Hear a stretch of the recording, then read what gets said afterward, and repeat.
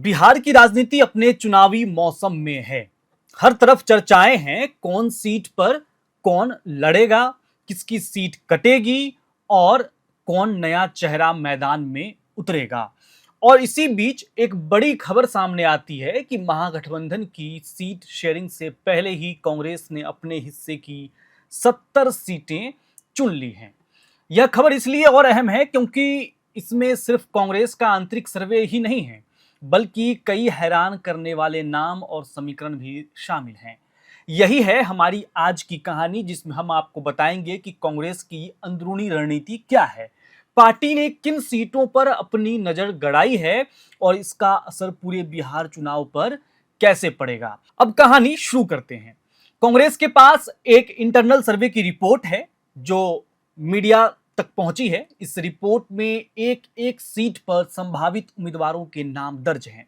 दिलचस्प बात यह है कि इनमें सिर्फ कांग्रेस और आरजेडी ही नहीं, बल्कि जेडीयू और बीजेपी के नेता के नाम भी शामिल हैं। यानी कांग्रेस या तो इन नेताओं को अपने सिंबल पर लड़वाने का मन बना रही है, या फिर यह संकेत है कि ये नेता जल्द ही कांग्रेस का दामन थाम सकते हैं। एक उदाहरण लीजिए।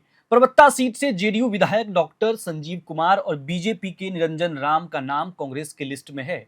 सवाल उठता है कि आखिर कांग्रेस विपक्षी दलों के नेताओं को क्यों टिकट देने पर विचार कर रही है।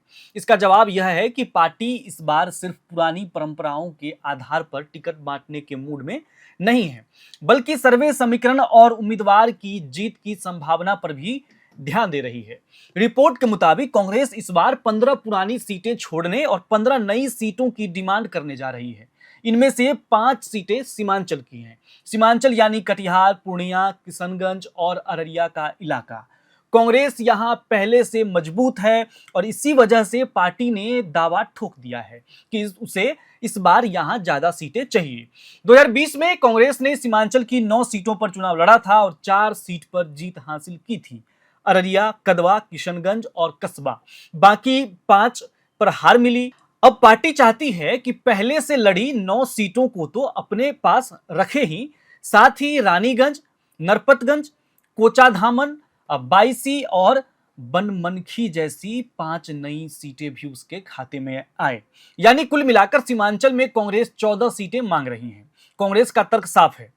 पार्टी के 2 सांसद तारिक अनवर कटिहार से और डॉक्टर मोहम्मद जावेद किशनगंज से आते हैं। इसके अलावा पूर्णिया से पप्पू यादव भी कांग्रेस का समर्थन कर रहे हैं। ऐसे में पार्टी मानती है कि सीमांचल उसका गढ़ है और यहां से उसे ज्यादा से ज्यादा सीटों पर चुनाव लड़ना चाहिए।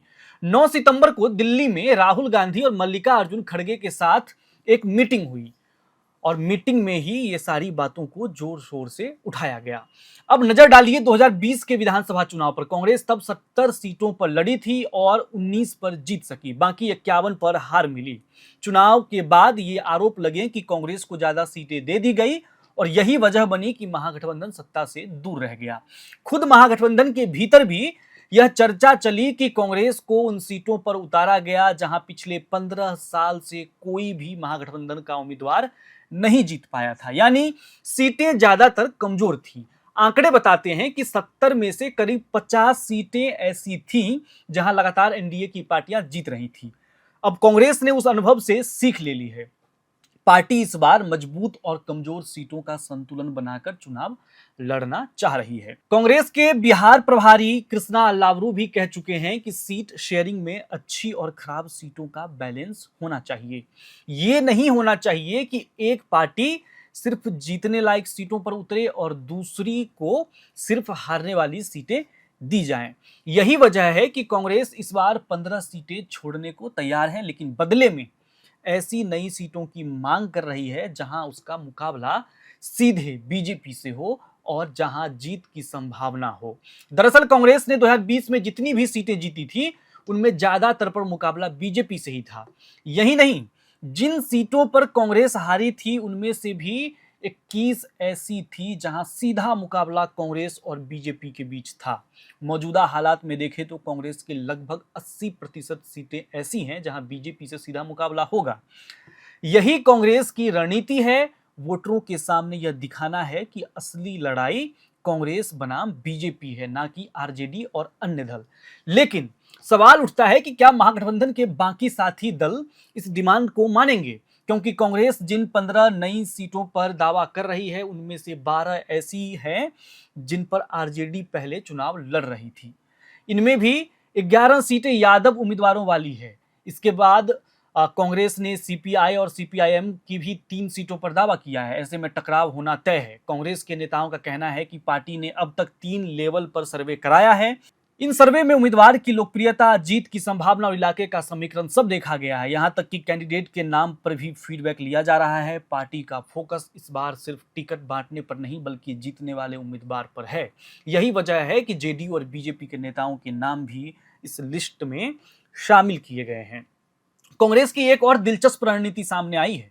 पार्टी चाहती है कि हर जिले में कम से कम एक सीट पर उसका उम्मीदवार मैदान में हो। 2020 में कांग्रेस 7 जिलों में चुनाव ही नहीं लड़ी थी। सारण, शिवहर, मुंगेर, भोजपुर, कैमूर, अरवल और जहानाबाद। इस बार पार्टी चाहती है कि हर जिले में उपस्थिति दर्ज हो। इससे कार्यकर्ता एक्टिव रहेंगे और कांग्रेस की मौजूदगी पूरे राज्य में दिखेगी। अब जरा कांग्रेस की लंबी दूरी की कहानी पर नजर डालते हैं।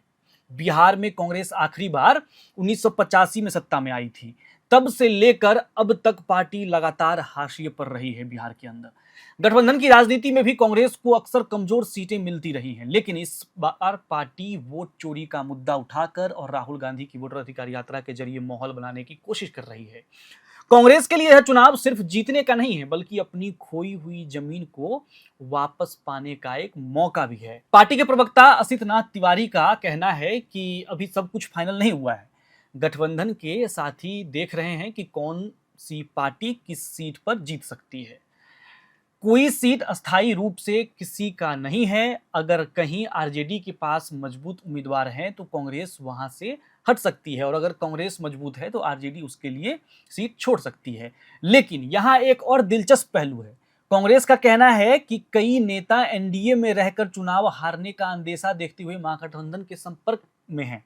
यानी कांग्रेस को उम्मीद है कि एनडीए से टूटने वाले कुछ नेता उसके टिकट पर मैदान में उतरेंगे। तो कुल मिलाकर तस्वीर साफ है। कांग्रेस इस बार सीट शेयरिंग से पहले जैसी गलती दोहराती आई है वो दोहराना नहीं चाहती है जो पहले दोहरा चुकी है।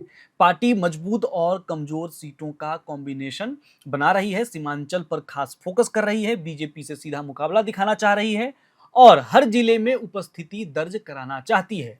सवाल यही है कि क्या आरजेडी और बाकी दल इस डिमांड को मानेंगे या फिर सीटों को लेकर महागठबंधन के भीतर खींचतान बढ़ेगी। बिहार की राजनीति में सीट शेयरिंग हमेशा सबसे पेचीदा और दिलचस्प चरण होता है। कांग्रेस की यह लिस्ट सामने आने के बाद अब देखना यह होगा कि आखिरकार महागठबंधन में समझौता कैसे होता है और क्या कांग्रेस अपनी मांगी गई सीटों पर टिक पाती है या नहीं। यही आने वाले चुनाव का सबसे बड़ा सवाल है और इस सवाल को लेकर हम आगे बढ़ रहे हैं और आपके सामने में भी यह सवाल रख रहे हैं। अपने जवाब को कमेंट बॉक्स में लिखिए, चैनल को सब्सक्राइब कीजिए और देखते रहिए एयर नाउ।